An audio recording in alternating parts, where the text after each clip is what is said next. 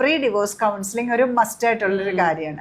അതെങ്ങനെയായിരിക്കും അവർക്ക് പ്രയോജനപ്പെടുന്നത്? അവർക്ക് pre divorce counselling എന്ന് പറയുമ്പോൾ ഫസ്റ്റ് ഓഫ് ഓൾ ലീഗലി അവർ പറയുന്നുണ്ടല്ലോ കൗൺസിലിംഗ് വേണം എന്നുള്ളത്. അപ്പൊ ഒന്നാമത്തെ കാര്യം അവർക്കൊന്ന് ഉറപ്പാവും നമുക്ക് ഡിവോഴ്സ് വേണോ വേണ്ടി. ഇപ്പൊ അങ്ങനെ ഒരു ക്വസ്റ്റൻ ആയിട്ട് നിൽക്കുന്നവരാണെന്നുണ്ടെങ്കിൽ ഒരു 2-3 സെഷൻസ് കഴിയുമ്പോൾ അവർക്ക് ഓക്കെ ആവും. അതായത് പ്രീ ഡിവോഴ്സ് കൗൺസിലിംഗ് എന്ന് പറയുമ്പോൾ നമ്മൾ ഡിസേൺമെന്റ് കൗൺസിലിംഗ് എന്ന് പറഞ്ഞൊരു ടേം യൂസ് ചെയ്യും.